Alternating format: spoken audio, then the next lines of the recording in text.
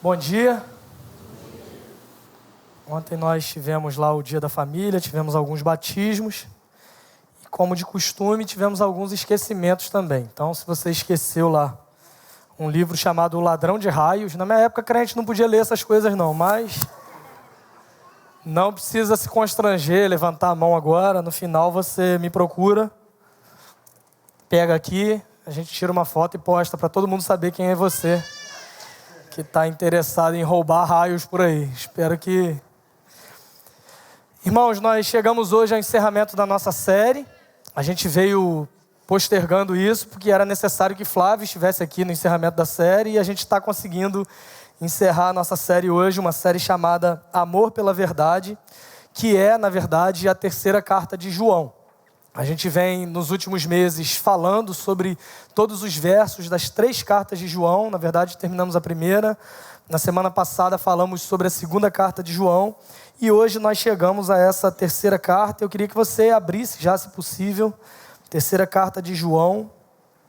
São 15 versos, a gente vai falar sobre ela. Enquanto você abre, no verso 11 dessa carta, que é apontado por muitos como o versículo-chave, João dá conselho a um homem para quem ele escreve, a fim de que ele imite o que é bom e não o que é mal. Ele diz: amado, não imite o que é mal, mas sim o que é bom.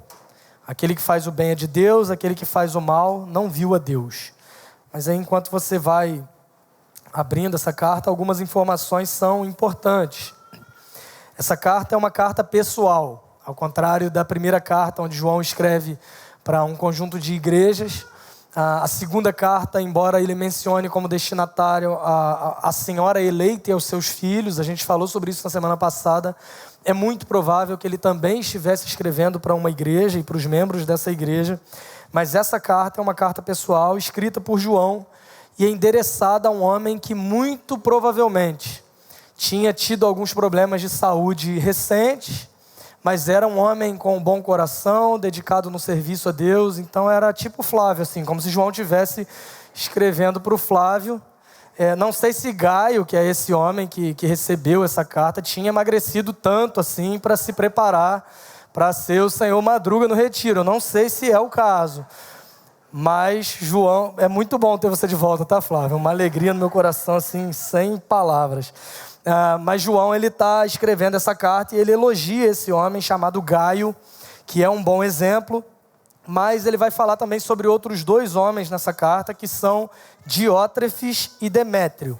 E desses outros 2 homens, um é um bom exemplo, o outro é um mau exemplo, e note que o tempo todo a gente está falando, usando o verso 11 como chave, João escrevendo para Gaio, dizendo: imite aquilo que é bom e não imite aquilo que é mal. Então, assim como nessa carta, assim como na tua família, assim como na tua igreja, assim como em qualquer lugar da vida, nós estamos cercados de bons exemplos e maus exemplos.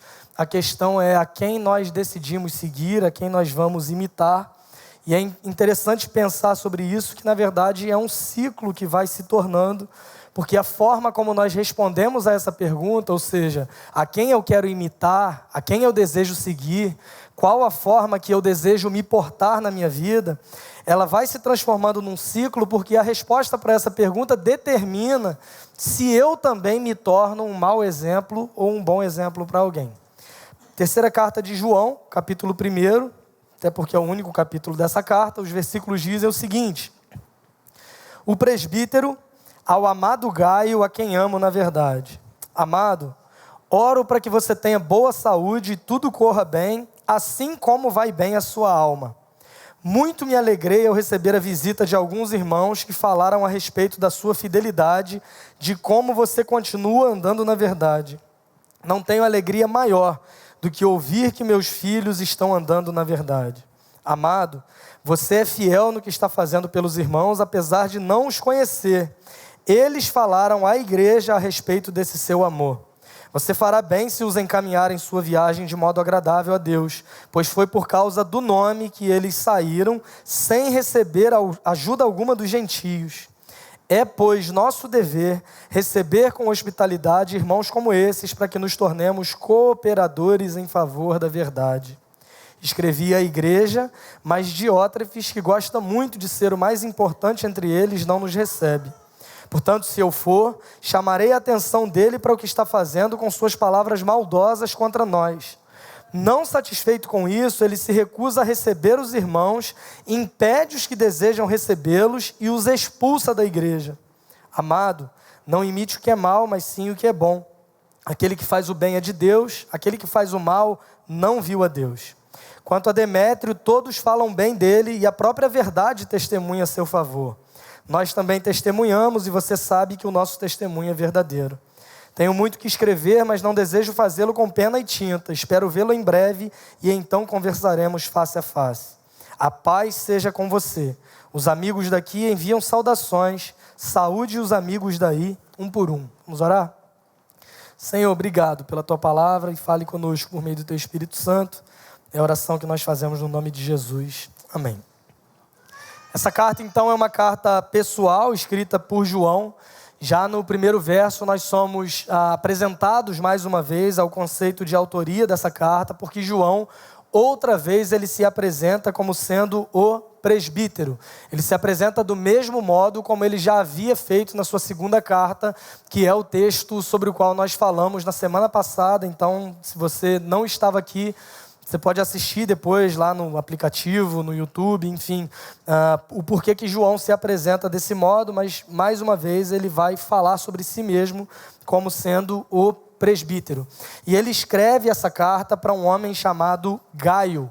É interessante a gente perceber que esse era um nome muito comum nesse contexto. Então, não tem como a gente cravar para qual Gaio João está escrevendo essa carta, porque no Novo Testamento há menção de pelo menos 3 homens com exatamente esse mesmo nome.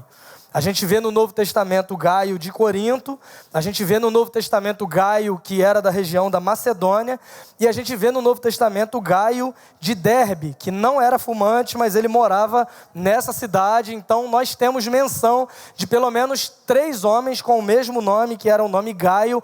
Para qual dos 3 João escreveu essa carta? Ou se esse destinatário dessa carta é um quarto Gaio, a gente não tem como definir, não tem como saber.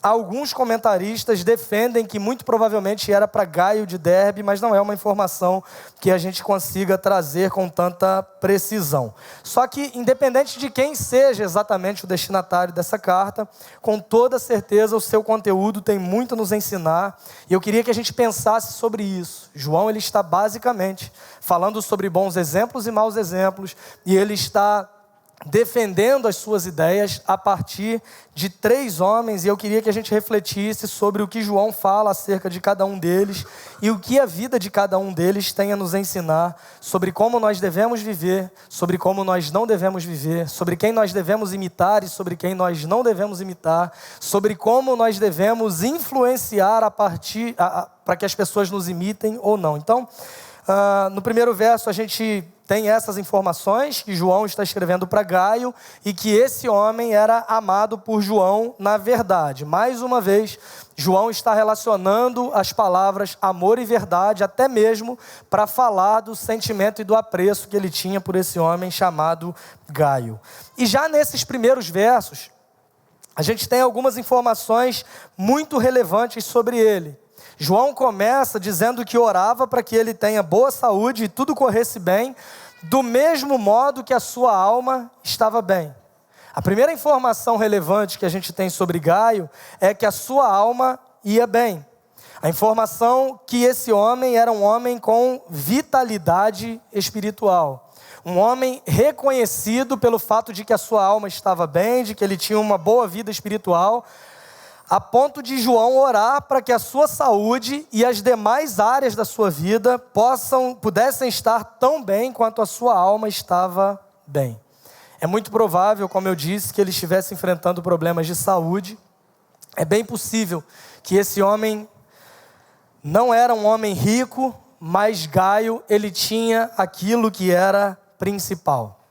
João, ele está escrevendo dizendo: o meu desejo é que sua saúde esteja bem e todas as áreas da sua vida possam estar tão bem quanto está bem também a sua alma. E é muito interessante que isso era percebido pelo apóstolo João, que escreve essa carta, mas isso era evidenciado também pelas demais pessoas que conviviam com ele, conforme a gente lê nos versos 3 e 4. João vai dizer o seguinte: muito me alegrei ao receber a visita de alguns irmãos que falaram a respeito da sua fidelidade, de como você continua andando na verdade. E mais uma vez ele vai dizer, assim como ele tinha feito na sua segunda carta: eu não tenho alegria maior do que ouvir que meus filhos estão andando na verdade. A vida de Gaio trazia alegria para João, porque a sua vida estava em conformidade com a fé que ele professava. Um dos grandes problemas que João procura resolver ao longo dessas cartas é essa disparidade, essa desconexão que há entre a fé que algumas pessoas professam e a forma como elas evidenciam isso na sua vida. Talvez você conheça gente assim, que diz amar a Deus, que diz servir a Deus, que diz crer em Deus, mas vive a vida como se Ele não existisse. João está o tempo todo tentando combater esse problema ético que era um empecilho no avanço do Evangelho nesse contexto, e ele falando sobre Gaio, ele vai dizer que Gaio era diferente disso. Que ele era um homem que não somente falava sobre a verdade, professava a verdade, mas ele era um homem que permanecia na verdade e que continuava andando nela. Gaio não apenas cria na verdade, mas ele a praticava. A verdade para esse homem não estava presente apenas em sua mente, mas era uma verdade que queimava o seu coração, a ponto de isso ser evidenciado na sua vida espiritual, na sua vitalidade espiritual. Tanto é que João escreve dizendo que todas as áreas da sua vida estejam bem, assim como a sua alma também está bem. Gaio era um homem fiel. Gaio era um homem que andava na verdade. Ao longo das duas primeiras cartas, a gente percebe a importância de colocar essa verdade em prática, e entre os versos 5 e 8, nós somos apresentados a forma como esse homem era capaz de fazer isso. Olha o que João vai dizer nesse trecho: amado, você é fiel no que está fazendo pelos irmãos, apesar de não os conhecer. Eles falaram à igreja a respeito desse seu amor. Você fará bem se os encaminhar em sua viagem de modo agradável a Deus, pois foi por causa do nome que eles saíram sem receber ajuda alguma dos gentios. É, pois, nosso dever receber com hospitalidade irmãos como esses, para que nos tornemos cooperadores em favor da verdade. Amor e verdade, e Gaio era essa pessoa que equilibrava essas virtudes. O verso 3 vai nos dizer que ele andava na verdade. O verso 6 vai nos dizer e vai nos mostrar que ele era conhecido pelo seu amor. Esse homem demonstrava isso através de generosidade e hospitalidade para com aqueles que viajavam anunciando e ensinando o Evangelho, embora ele mesmo não os conhecesse. Na segunda carta a gente leu sobre isso. João está dizendo que não se deve demonstrar hospitalidade para falsos mestres, não se deve acolher em casa ou mesmo falar ou sentar para comer com pessoas que são dedicadas a ensinar mensagens totalmente opostas à mensagem do Evangelho. Mas na terceira carta de João, ele está escrevendo para esse homem, dizendo que a sua conduta era boa, que a sua conduta era aprovada, que ele era um homem fiel, generoso, que andava na verdade, que as pessoas eram capazes de perceber isso, e a forma como Gaio se destacava tanto, a ponto de receber tantos elogios de um homem como João, era demonstrando generosidade e hospitalidade ao receber essas pessoas que viajavam ensinando o Evangelho. Homens que abriram mão de suas vidas, homens que saíram anunciando o Evangelho, ainda que não tivessem recebido ajuda financeira para isso. João vai dizer no verso 7, pois foi por causa do nome, e não sei se na sua Bíblia está assim, na minha esse nome está em maiúsculo, está se referindo obviamente ao nome de Jesus, pois foi por causa do nome que eles saíram sem receber ajuda alguma dos gentios. Gentios são todos aqueles que não são judeus. Então eles estavam saindo, anunciando o Evangelho por todos os lugares, mesmo que eles ainda não estivessem recebendo ajuda financeira para isso, e eles dependiam exclusivamente do Espírito Santo, obviamente, dependiam exclusivamente de Deus, mas Deus decidiu abençoar a vida desses homens por meio de pessoas generosas e hospitaleiras, como Gaio, que tem muito a nos ensinar. Alguém que não era proeminente nos seus ensinos, não há qualquer menção a grandes pregações, a ensinos assim absurdos de inteligentes e ideias concatenadas, assim feitas por esse homem chamado Gaio. A gente não tem relato sobre isso, mas ele é elogiado por ser alguém generoso, por ser alguém que demonstrava hospitalidade, porque era alguém que andava na verdade e demonstrava isso por meio do seu amor, que era a forma prática de demonstrar esse compromisso que ele tinha. Gaio estava disposto a acolher e receber na sua casa homens que amavam mais a missão do que o conforto, porque estavam viajando para anunciar o evangelho. E Gaio, ao receber esses homens na sua casa, demonstrava também que amava mais a missão do que o conforto. Ainda hoje, irmãos, nós temos e nós precisamos de mais homens e mulheres assim como esse homem chamado Gaio. Talvez o seu chamado não seja um chamado de tempo integral para largar tudo e ir fazer missões, ou talvez você não se julgue capaz de algumas habilidades necessárias para alguns, para alguns chamados específicos. Talvez você diga, eu não falo muito bem em público, eu tenho vergonha, eu não sou capaz de ensinar e tal, mas nós podemos ainda assim sermos cooperadores da verdade. É o que Gaio fazia. Ele era generoso, ele era hospitaleiro, a ponto de João poder escrever elogiando e também recomendando que ele encaminhasse esses homens na viagem. Ele vai dizer isso no verso 6, você fará bem se os encaminhar em sua viagem de modo agradável a Deus. Na prática, João está falando sobre suporte financeiro, porque no verso seguinte ele vai deixar claro que esses homens não tiveram qualquer tipo de ajuda. E essa era uma expressão comum no Novo Testamento, que significava fornecer qualquer tipo de provisão necessária. Quando Barnabé é enviado pela igreja, a gente percebe essa mesma expressão sendo utilizada. Ou seja, João está recomendando a Gaio que providenciasse para esses homens que estavam anunciando o evangelho qualquer necessidade que eles tivessem na sua viagem, seja dinheiro, seja alimento, seja companhia ou qualquer outra coisa. Não há indício, indicação ou menção de que Gaio fosse mestre, pregador, algo do gênero, mas ele é elogiado tão somente por demonstrar amor de verdade, amor na prática, por meio de generosidade e hospitalidade. Ele era alguém que cooperava com o avanço da mensagem do evangelho. Não é justificativa para nós, então, irmãos, dizer que nós não nos envolvemos, que nós não servimos, que nós não colaboramos, porque nós não temos os dons que nós julgamos necessários para isso. Não. Precisamos de mais pessoas na igreja, exatamente como o Gaio. Gente com vitalidade espiritual, gente que ama a palavra de Deus, gente que compartilha aquilo que tem, a fim de que a palavra seja proclamada. Tivemos alguns batismos ontem e a gente estava falando sobre isso exatamente agora com as pessoas que estão na escala de voluntariado para o culto de hoje, que é um momento assim marcante na nossa jornada como igreja, e a gente tem que entender que isso só é possível por causa do trabalho de muita gente. Alguns que aparecem aqui cantando, tocando, deixando o cabo do violão cair durante o louvor, pregando, enfim, de uma série de formas que a gente consegue perceber, mas o trabalho também de muita gente que por meio da sua generosidade, hospitalidade, por meio do seu amor e seu apreço pela verdade, às vezes você nem consegue perceber o trabalho desempenhado por essas pessoas, mas nós somos capazes de entender que todos juntos, discípulos de Jesus, que amam o evangelho e que trabalham em prol disso, são participantes na missão do que Deus tem feito no mundo. Tivemos alguns batismos ontem de crianças vindo do ministério infantil. Pessoas que talvez nunca ouviram uma pregação minha porque estão lá na classe durante a minha pregação, mas que ainda assim ouviram, compreenderam e creram na mensagem do evangelho. E talvez você nem saiba de pessoas aqui da igreja que estão escrevendo lições, por exemplo, para que essas crianças ouçam e creiam no evangelho. E a gente tem a tendência, às vezes, de valorizar demais o que aparece.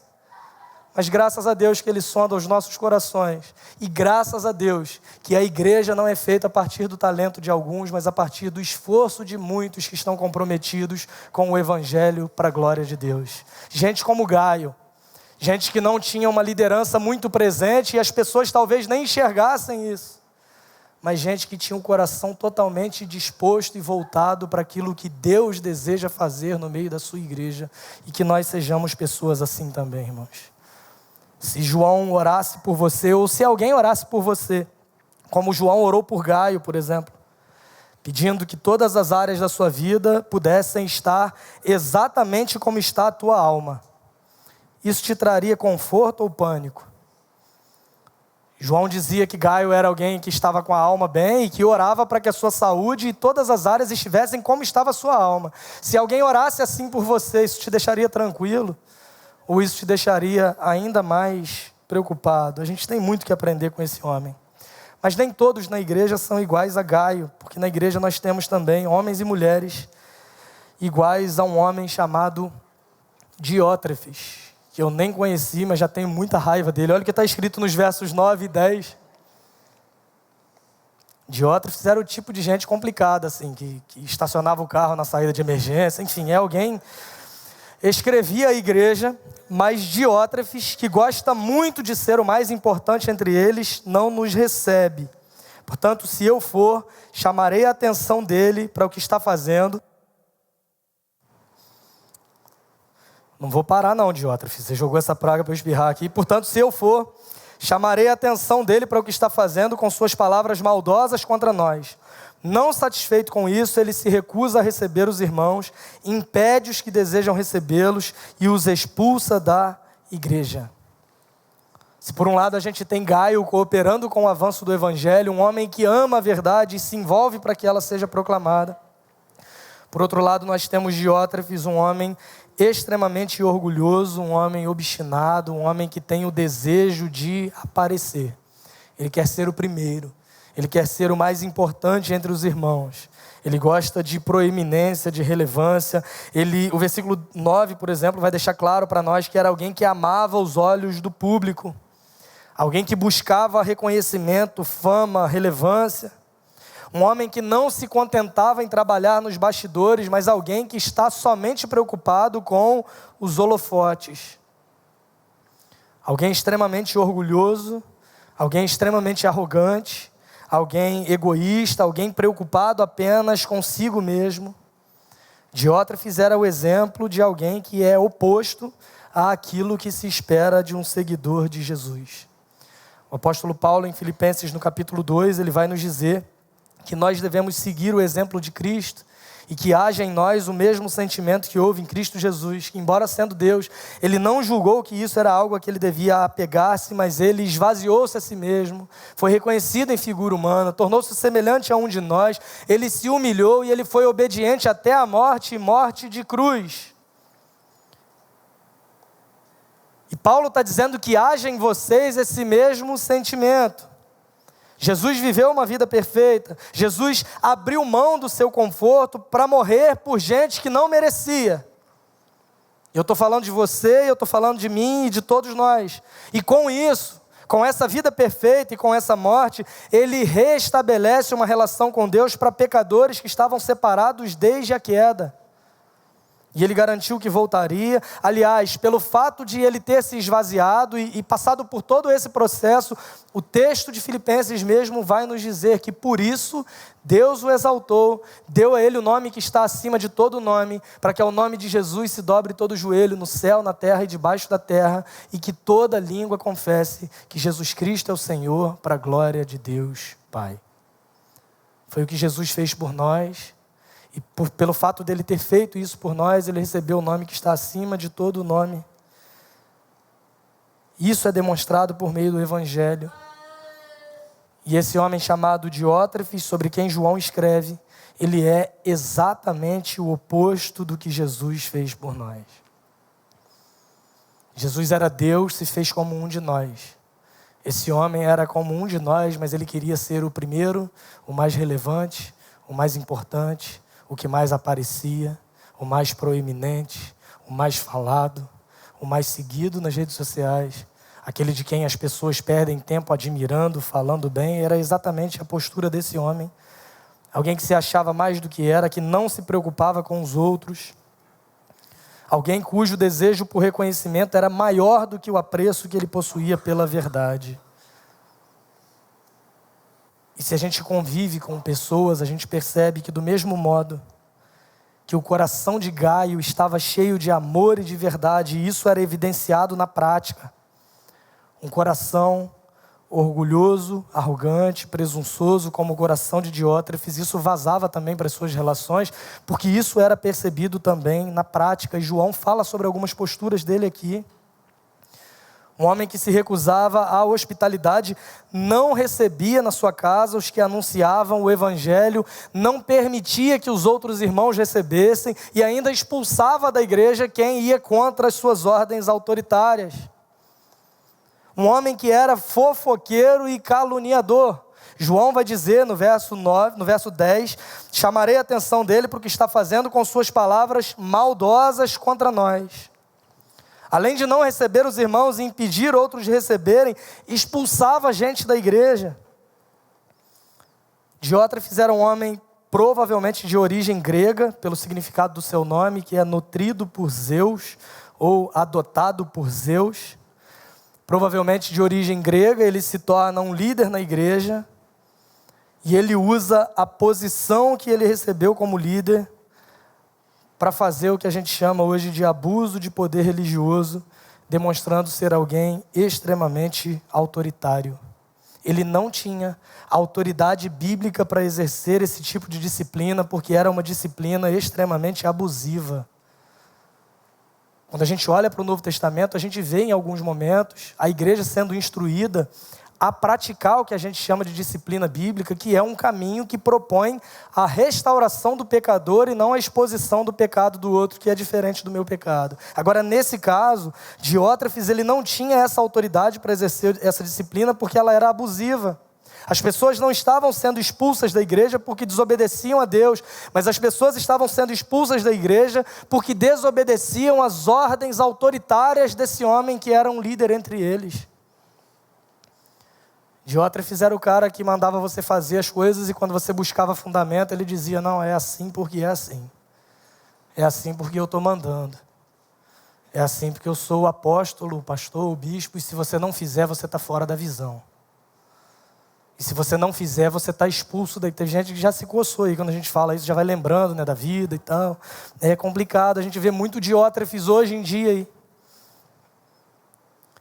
O que é bem interessante é que a gente olha para esse texto e a gente percebe também, irmãos, que João em nenhum momento ele condena a teologia ensinada por Diótrefes.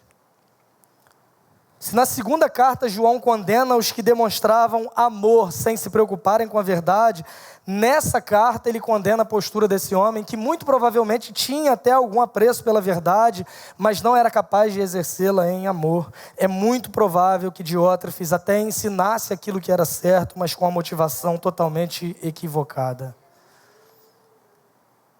O grande desafio para nós diante dessa série, o grande desafio para nós diante da exposição da palavra de Deus é conseguirmos viver essa vida equilibrada entre verdade e amor. Não sendo daqueles que dizem amar demais a verdade e se esquecerem do amor a ponto de se tornarem pessoas intransigentes. Eu sou assim mesmo, meu compromisso é com a verdade, eu falo a verdade. E se orgulham de serem pessoas extremamente deselegantes, para usar o exemplo da Sandra Nemberg, mal educadas. Jesus chamou para ser sal da terra, mas não precisa ser sal grosso não, tá? Eu queria te deixar isso claro assim.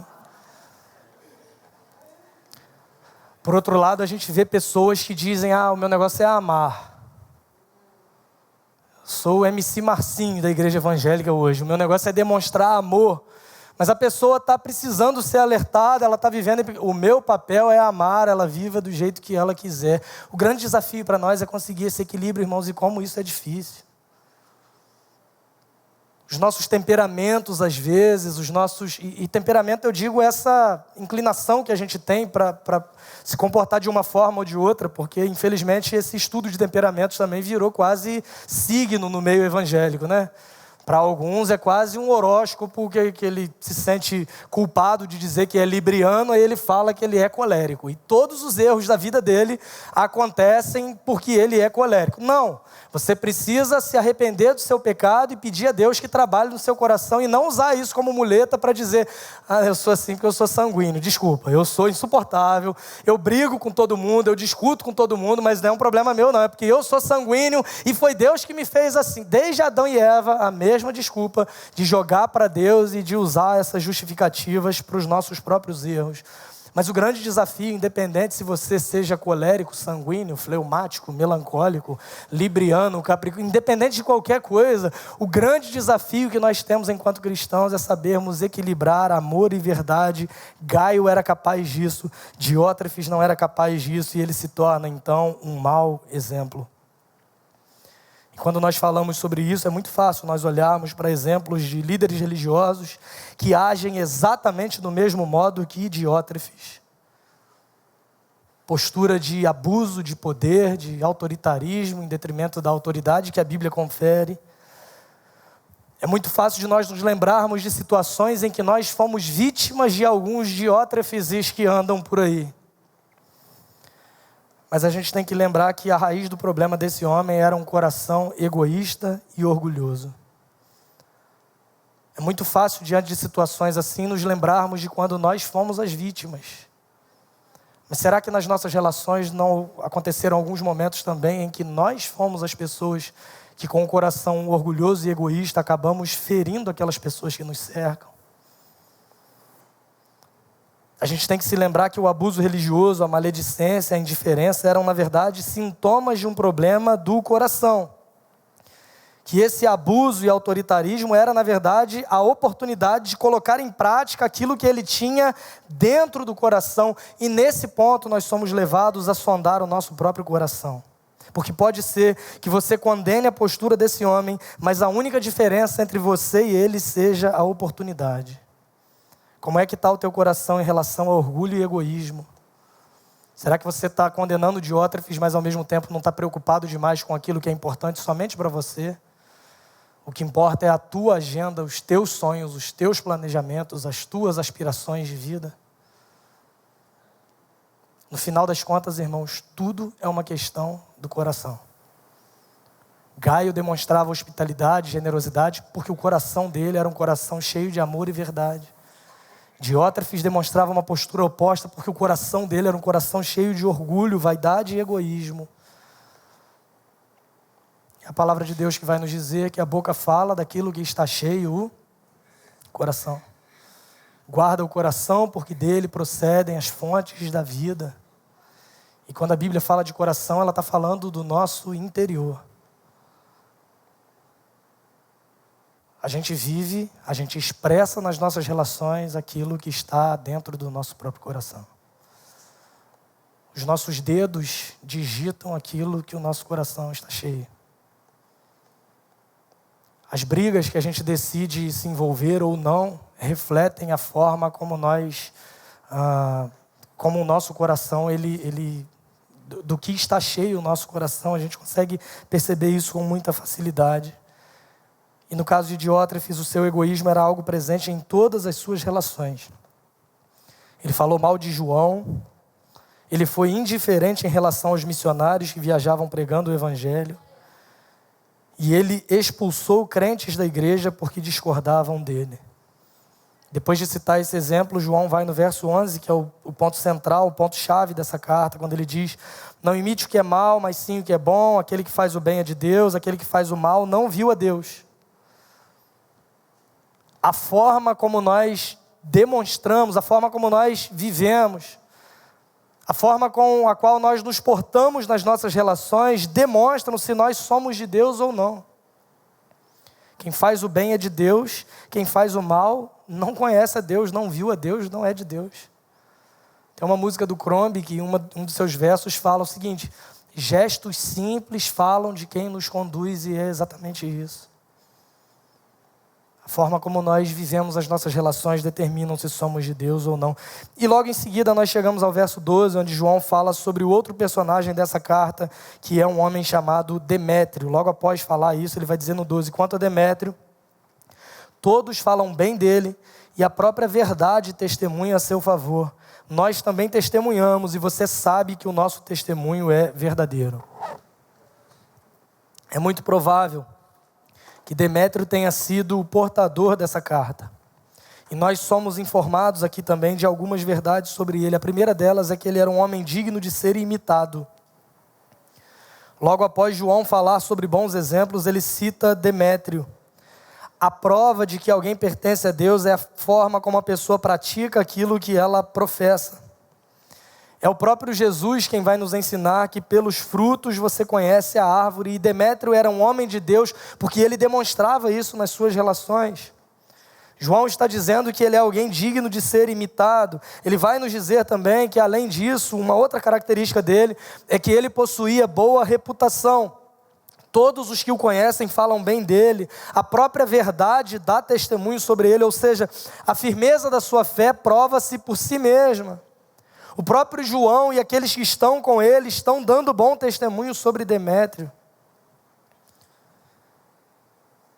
Se alguém fosse escrever uma carta para outra pessoa, falando da tua conduta como cristão, falando da tua relação com o amor e com a verdade, falando do teu desejo de obedecer a Deus, você seria mais parecido com Gaio, Demétrio ou com Diótrefes?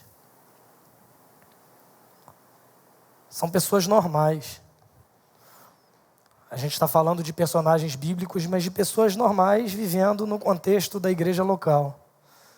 E como toda igreja, desde o Novo Testamento, alguns têm essa ideia de demonstrar uma igreja primitiva como se fosse quase perfeita, né? Precisamos voltar a ser como a igreja primitiva. Qual igreja primitiva? A da Galácia, lá, cheia de falsos mestres. Gente pregando que o evangelho não era suficiente, que você tinha que se submeter a rituais lá do Antigo Testamento. Circuncisão. Hoje a gente tem esses mestres da Galácia aí, mas não defende a circuncisão, mas bota a bandeira de Israel. Um chifre que você sopra e chama a presença de Deus. Óleo ungido, não sei de onde, ungido por não sei quem. Qual igreja primitiva que a gente tem que voltar? De Corinto? Onde o pessoal ia para a ceia e alguns saíam bêbados, enquanto outros não eram capazes de comer e beber absolutamente nada. E o pessoal diz que o vinho da ceia não tinha álcool ainda, não consigo entender também não, mas enfim. Qual igreja primitiva que a gente está se referindo? Aquelas lá para quem João escreveu as 7 cartas do Apocalipse, uma delas dizendo: você tolera falsos mestres, o espírito de Jezabel. Para outra ele vai dizer assim: não, você faz tudo certo, só tem um problema, você se esqueceu do primeiro amor. É para esse tipo de igreja. Irmãos, a igreja primitiva era exatamente como as igrejas que nós nos relacionamos hoje. Com gente boa e ruim, sem gente perfeita, com gente como Gaio, como Diótrefes, gente que se porta da mesma forma como Demétrio, e a vida é assim desde sempre e vai seguir sendo assim. Agora, se alguém fosse falar sobre você para a sua igreja, como João ia se referir a você, será, né? E a gente parte para a conclusão. Eu queria te deixar pensando sobre isso, pelo menos umas 2 semanas aí, mas no verso 13, indo para a conclusão, João ele vai dizer assim, é meio parecido com a sua segunda carta, quando ele diz: tenho muito a dizer, a escrever, mas não desejo fazê-lo com pena e tinta, espero vê-lo em breve, então conversaremos face a face. A paz seja com você, os amigos daqui enviam saudações, saúde os amigos daí, um por um. É muito semelhante com a conclusão da carta anterior, e João está planejando encontrar-se novamente com Gaio. Ele tinha mais coisas para falar, mas ele diz que faria isso quando encontrasse pessoalmente, ou seja, mais uma vez a mesma lógica. Se João sabia que iria encontrá-lo, mas antes desse encontro ele faz questão de escrever essas coisas, é porque elas são extremamente relevantes para esse momento. E ele termina lhe desejando paz, enviando saudações dos seus amigos, pedindo para Gaio saudar aqueles que estavam com ele. E chegamos assim ao fim dessa carta e dessa série. Quero chamar a banda aqui à frente e eu oro, na verdade, para que essa série tenha sido tão proveitosa para cada um de vocês quanto foi para mim ao longo dela. Eu oro para que o Senhor nos ajude a olhar para dentro dos nossos corações com arrependimento e desejo por obedecê-lo, vivendo a verdade em amor. Eu oro para que a gente seja capacitado pelo Espírito Santo a essa vida equilibrada, a essa vida para a glória de Deus. Eu oro para que a gente ame o Senhor sobre todas as coisas, o ame de verdade e seja capaz de obedecer aos seus mandamentos. Eu oro para que nós, enquanto igreja, sejamos capacitados pelo Espírito Santo a demonstrar esse amor em todas as nossas relações, porque é impossível, esse texto vai dizer, essa carta vai dizer, esse conjunto de cartas vai dizer, que é impossível nós dizermos que amamos a Deus a quem não vemos, se não amamos o nosso próximo a quem nós vemos, e que sejamos capacitados pelo Espírito Santo a esse tipo de amor que traz honra e glória a Deus sobre todas as coisas. A gente vai cantar sobre esse evangelho que molda nossas ações, que transforma nossos corações e motivações. Que os nossos olhos sejam levados para a cruz do Calvário e que a partir da compreensão de quem Deus é e de quem nós somos, nós sejamos levados a uma vida melhor para a glória do próprio Deus. Hoje é um dia importante para nós, além da pregação do Evangelho, da exposição dessa carta, a gente tem a celebração do Evangelho também de forma visível, que é através da ceia do Senhor. O apóstolo Paulo dá algumas instruções para a igreja de Corinto. E a partir do verso 23 do capítulo